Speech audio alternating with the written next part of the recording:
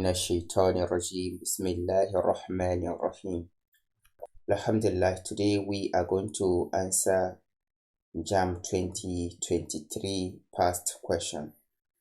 Without wasting time, the first question that we have here is: who among the following play a major role in the transmission of hadith? Looking at the option that we have, the answer is Aisha. Aisha, the wife of the Prophet sallallahu alaihi wasallam, may Allah be pleased with her, was one of the most narrator of hadith, prolific narrator of hadith in Islamic history, especially the hadith that has to do with the private affair of the Prophet sallallahu alaihi wasallam, what happened, how he sleep, how he wake up, what did he normally say when he wake up, because this particular hadith, the companion that are not part of his family, that does not sleep in the same room with him, with the Prophet sallallahu alaihi wasallam, will not be able to narrate such hadith. She narrated or transmitted over 2002 hadith that cover various aspects of Islamic law, personal conduct, and Prophet sallallahu alaihi wasallam daily life. So the correct answer is Aisha. That is option B. So we move to the second question. That is question number 2. The supererogatory prayer with a single rakah is called what? Is Salatul what? The correct answer is C, Salatul Witr. Salatul Witr is a voluntary prayer performed at night after Isha. It is always performed in an odd number, meaning you can perform one rakah, 3 rakah, 5 rakah, it can be 7, 9, etc. Performing it as a single rakah is a valid and common practice to conclude the night prayer. So it's a night prayer that can be performed after Isha.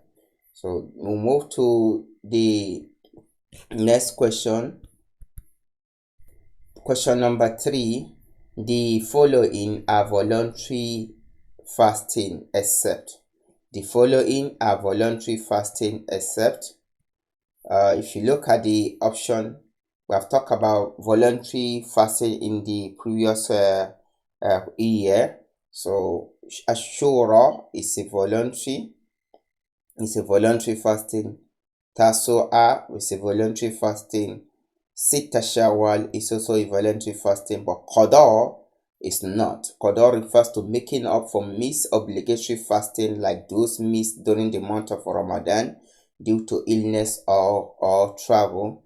So because making up an obligatory fasting is itself an obligatory, so Qadar is not voluntary.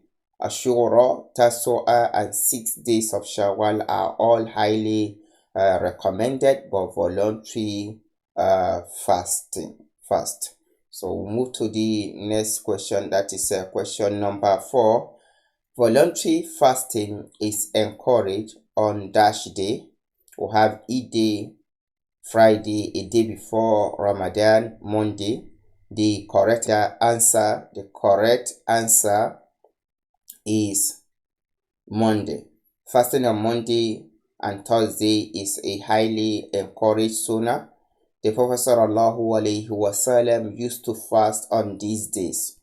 Nothing that he noted nothing that did are presented to Allah on Monday and Thursday. Fasting on Eid days is strictly forbidden, that is haram, and singling out Friday alone for voluntary fasting is also discouraged. What we are saying here is that you can fast a day to Friday and Friday as well, or fast Friday and the next day after it. But choosing only Friday and fast every Friday and make it a habit is what is not encouraged. The next one, the first king of a Mali Empire to accept Islam was Barmandana, that is the correct answer. Barmandana is the correct answer according to the history, particularly from Arab scholar like Ibn Khaldun. Record that Barmandana was the first ruler of Mansa of the Mali Empire to convert to Islam. Question number 6. Permanent exemption from Ramadan fast may be occasioned by that. We're talking about permanent exemption from fasting in the month of Ramadan may be occasioned by old age. That is the correct answer. Old age is the correct answer. So the correct answer, looking at other options, we have a pregnancy, breastfeeding, old age, menstruation. The correct answer is old age. Elderly individual who are physically too weak to fast are permanently exempted, but must instead pay fidya, feeding a poor person for each day they miss. Pregnancy, breastfeeding, and menstruation are conditioned for temporary exemption. So temporary simply means they will not fast, but later the missed days of fasting will be made up. That is called qada when the condition passes. So we'll move to the next question. The next question is question number 7. Quran 24 verse 32 is an injunction which enjoin Muslim to marry righteous partner. That is Surah An-Nur. So the correct answer is an injunction and enjoin Muslim to marry righteous partner, where Allah said in the surah, and marry the unmarried among you, and the righteous among your male slave and female slave. This verse serves as a divine encouragement to facilitate marriage for those who are single and righteous, ensuring social stability and morality within the community. We'll move to the next question, that is question number 8. The goddesses of Jahiliyyah Arab include Al-Lat, Al-Uzza, Al-Manat, but it does not include. As-Samad is one of the attributes of Almighty Allah, but among the goddesses that they worship before Islam is number 1, Al-Lat, Al-Uzza, Al-Manat. Looking at the explanation, Al-Lat, Al-Uzza, Al-Manat were the 3 chief idols, goddesses, worshipped by the Arabs during the Jahiliyyah pre-Islamic era of ignorance at that time. As-Samad is an attribute of Almighty Allah, meaning the self-sufficient master, as revealed in Surah Al-Ikhlas, that is Allahu Samad. Allah is As-Samad and was never an idol. Question number 9. Which of the following is not a form of shirk according to the Quran? Trinity is a shirk. Polytheism is a form of shirk. Atheism is also a form of shirk. The correct answer is monotheism. Shirk is an unforgivable sin of associating partner with Almighty Allah. Polytheism, or denying him, that is atheism. Monotheism, Tawheed, is the exact opposite of shirk.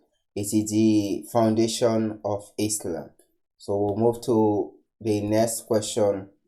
That is question number 10.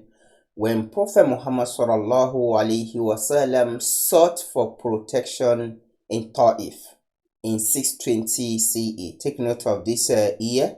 The incident of Ta'if happened in 620 CE. So what happened to him in that year, sallallahu alaihi wasallam? He was stoned by the people of Ta'if. He went there seeking an ally and a new base for spreading Islam after facing severe persecution in Mecca and the death of his uncle Abu Talib. The Prophet sallallahu alaihi wasallam traveled to Ta'if. The leaders in Ta'if rejected his message and incited the town's youth to chase him out, pelting him with a stone. So that what happened in Ta'if.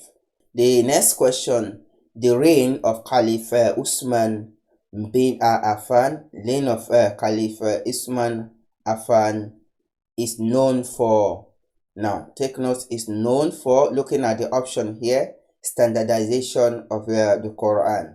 In the previous question, that is a previous year, we answered this exact question.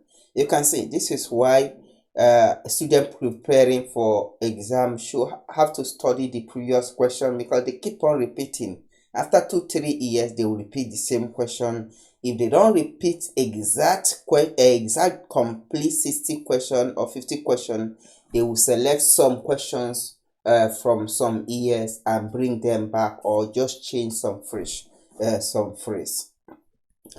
The reign, question number 11, the reign of Caliph Usman bin Affan is known for standardization of the Quran. During Caliph Usman reign, Islam expanded into diverse linguistic region, leading to variation in how the Quran was recited. To prevent this, Usman ordered the compilation of a single standardized authoritative written copy, that is Mus'haf of Usman, based on the original compilation by Abu Bakr. Take note, Quran was compiled by Abu Bakr, while it was standardized during the time of Usman. Number 12, how many times does the word Al-Qadr occur in the Quran? Chapter 97. Chapter 97 is Suratul Qadr. So how many times did the word Al-Qadr occur? In the beginning, Surah Al-Qadr, chapter 97, mentioned the word 3 times in its first 3 verses, where Allah said, Inna anzalnahu fi laylatil qadr. That is 1. Wama adraka ma laylatil qadr. That is 2. Laylatul qadr khayrun min alfi shahr. So you can see that the word qadr was mentioned 3 times in the surah.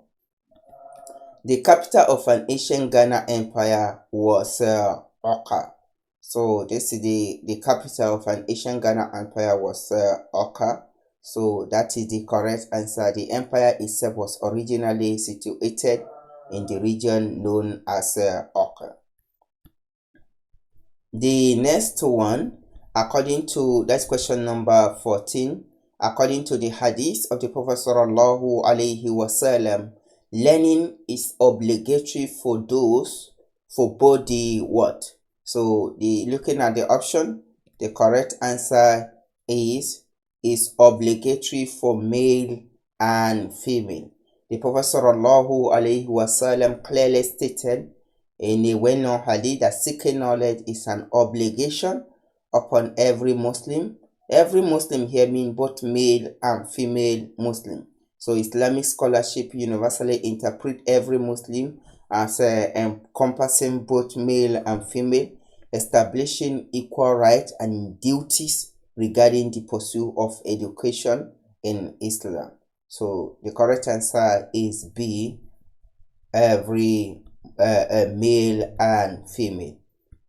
The next question, 15, lam yalid wa lam yu'lad in Quran 112, that is Surah Al-Ikhlas, verse 3, is preceded meaning it wants you to choose what comes before. What do you read before lam yalid wa lam yulad? Let's say you are reading Surah Al-Ikhlas.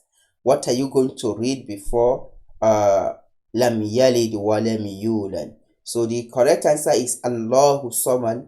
This refers to Surah Al-Ikhlas.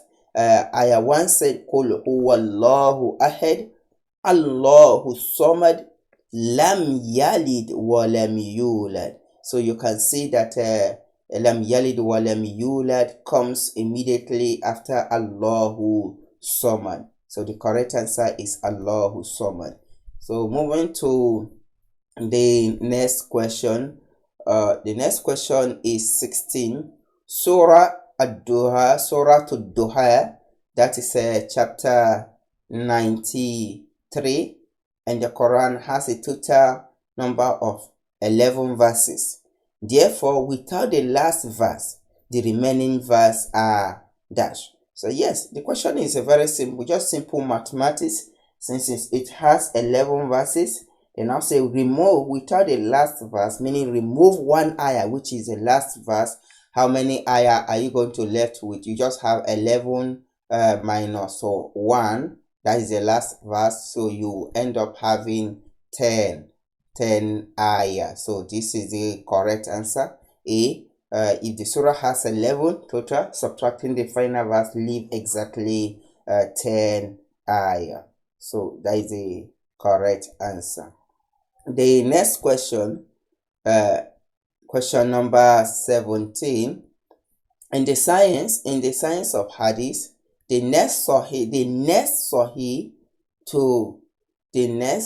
to authenticity is the next to sahih in authenticity is Hassan.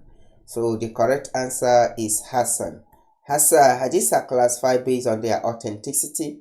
Sahih, which means authentic or sound, is the highest grade.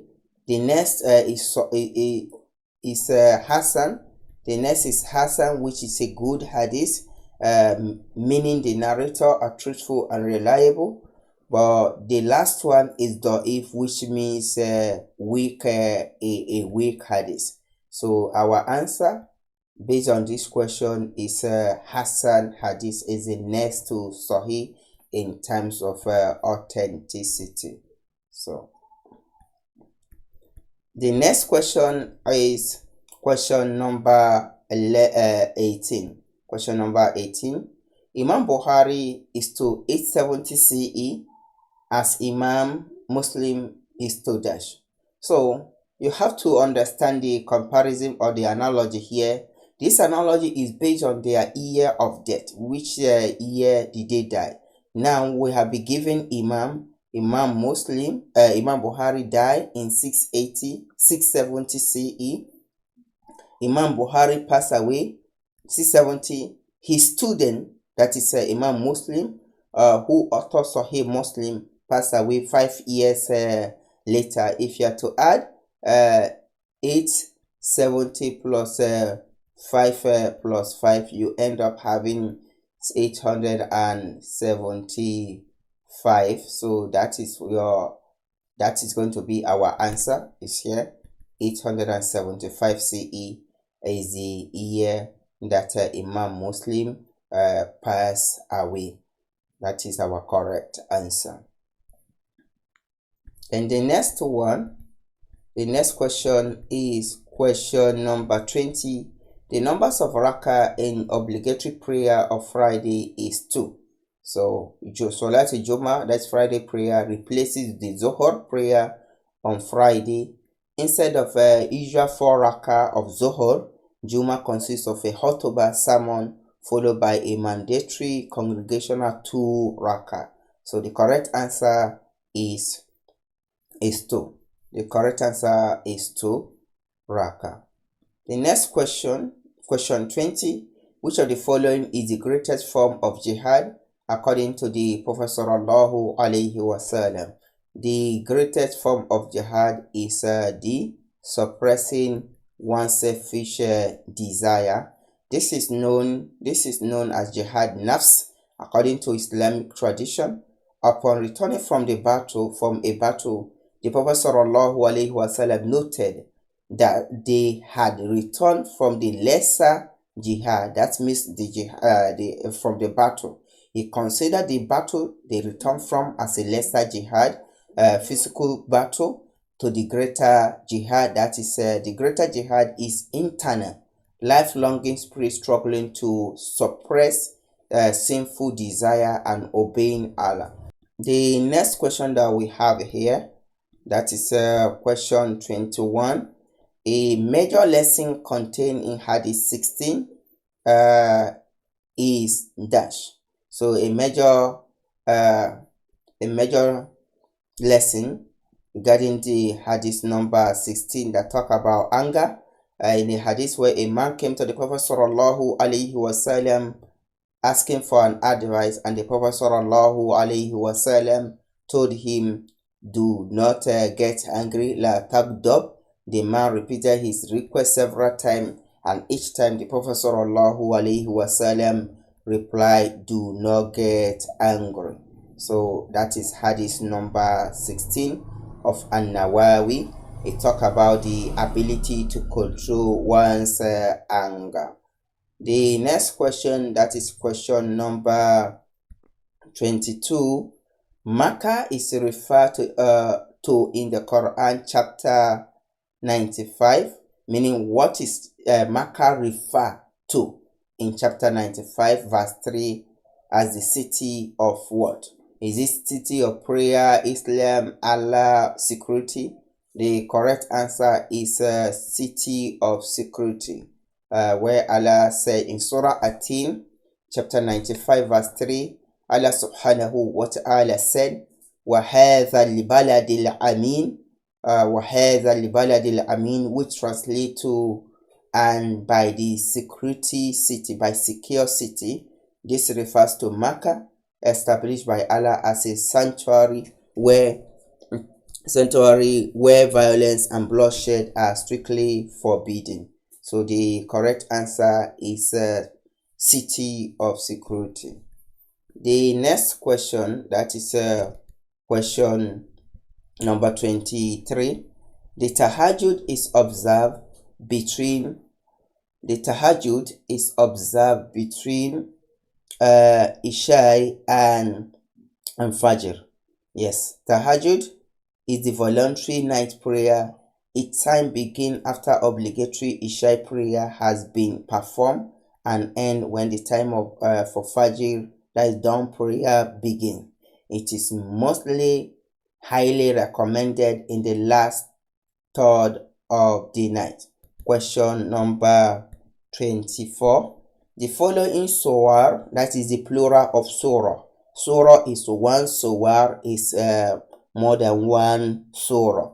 Begin with the divine command to the Prophet sallallahu alaihi wasallam as surah, except. So which one does not, because of the except, which one does not begin with a divine command? So the correct answer is Surah Ad-Duha. If you look at other surah, they all begin by Qul, like now, Qul a'udhu bi rabbin nas, Qul ya ayyuhal kafir. The command there, the divine command is Qul, and Qul a'udhu bi rabbil falak. So the correct answer is Surah Ad-Duha, because Surah Ad-Duha does not start with a divine command. So the next question, that is question 25. A juz'i of Quran is subdivided into the following. So juz'i of the Quran are subdivided. We have a hizb from the juz'i, we have rub, we have nisf, so we don't have a manzil. A juz'i, that's one of 30 parts of the Quran, is structurally divided into two hizb. Each hizb is further divided into quarter, rub, nisf, half, that is a half, and solo 3/4. But a manzil, however, dividing the entire Quran into 7 equal parts. For those that want to read it in a week, but it is not subdivision of a juz'i, but it's a division of the Quran for those that want to read it in seven days, but not the subdivision of juz'i. So the correct answer here is manzil. Next question, question number 26. La tagdob in Hadith 16 means do not get angry. This is just referring to our question number 3 as detailed in question 21. The Arabic phrase la tagdob literally translated do not become angry or do not get angry. This hadith emphasizes self-restraint and emotional regulation as teaching of Islam. The correct answer there is A. Do not get angry. Number 27. The surah which begin, sorry, there's an error here, which begin with 4 oath is dash.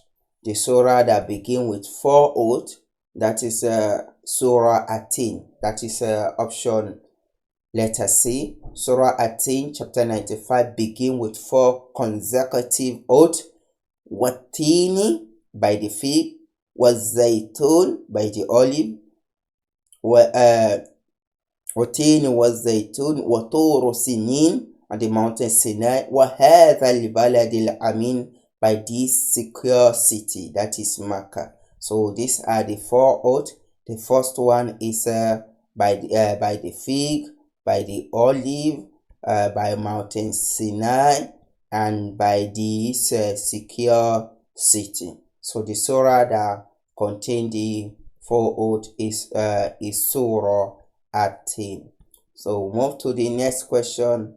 That is question number 28. Imam An-Nasa'i spent his day in Khurasan. Khurasan is the correct answer. Imam An-Nasa'i spent his day in Khurasan. Khurasan.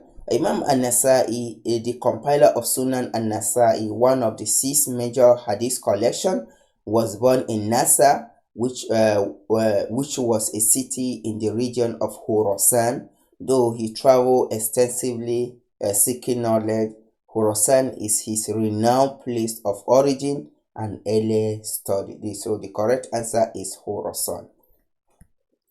Question number 29. Which of the following is an exclusive obligation of the husband?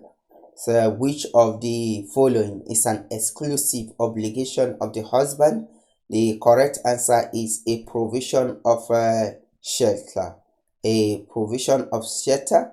In Islamic marital law, providing nafaqah, that's maintenance, is the exclusive financial obligation of the husband. This includes provision of adequate food, clothing, and shelter for his wife, regardless of her own personal wealth or income. What we are saying here is that even if she's working, she has her own money, it is still the right of the husband to provide this for her. So the next question, that is question 30. The last verse of Surah Atin describe Allah as the judge. In the last verse of Surah Atin, chapter 95, verse 8, Allah subhanahu wa ta'ala said, alayhi sallahu bi ahakamil haqimin, which means, is it not Allah the most just of judges? So this rhetorical question affirms Allah's ultimate justice and judge over humanity. So the correct answer is judge. That is the option D. Question number 31. Muslims should pay more attention to hadith number 5 of An-Nawawi because it discourages innovation in religion.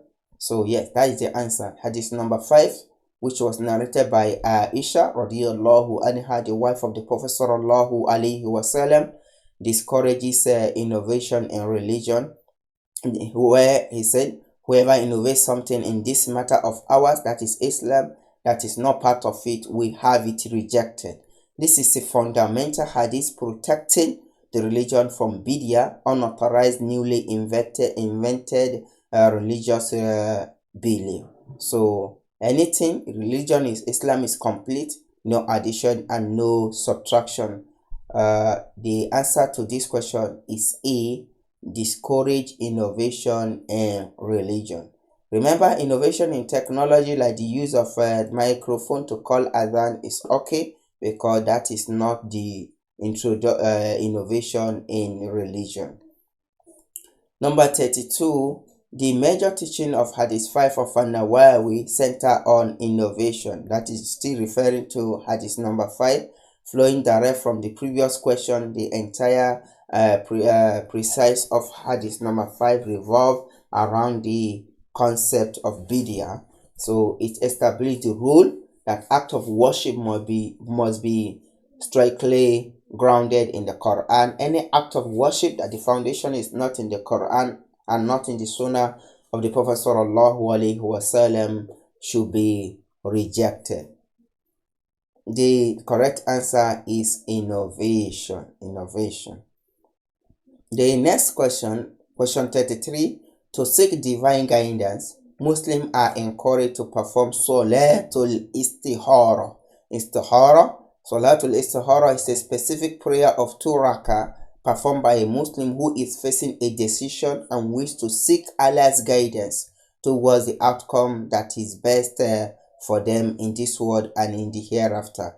Suratul Fatiha in 34, Suratul Fatiha admonishes worship none except Almighty Allah. In verse 5 of Suratul Fatiha, we said Iyyaka na'budu wa iyyaka nasta'in, which means it is you we worship and it is you we ask for help. This is a declaration of monotheism, admonishing believer to direct all worship only to Almighty Allah. So the correct answer here is worship none except Almighty Allah. So the last question for in this video, that's question number 35. A Muslim is only permitted to marry his dash.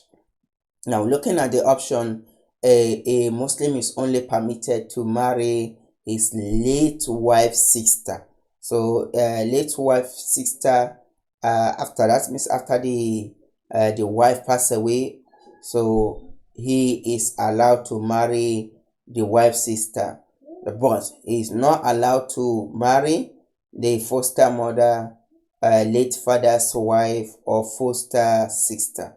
So as we can see, why a man cannot marry to 2 sisters at the same time, if his wife passes away or they are divorced, it becomes permissible for him to marry her sister. Inshallah, this is where we are going to stop in this part 1.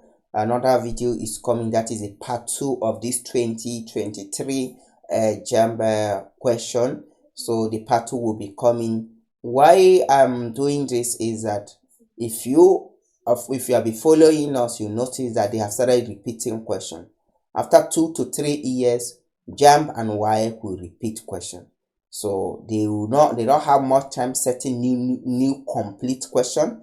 If you go through all the past question, you will see some question being repeated. It could be the option that is being changed, or they will just rephrase the question, but they will definitely repeat question. We don't have access to how the exam is going to be, this new upcoming exam, how it's going to be. But the only thing that we can do is to go to the past question and try to see the pattern and the method they are using. With the help of Almighty Allah, those writing this exam, we pray that may Allah make it easy for them, guide them in choosing the answer, and give them retentive memory to remember everything they have learned. We stop here. Please, if you have not subscribed, do that so that you will receive notification for the upcoming video before the exam. Inshallah, more video will still be coming. Inshallah. Assalamu alaikum wa rahmatullahi wa barakatuh.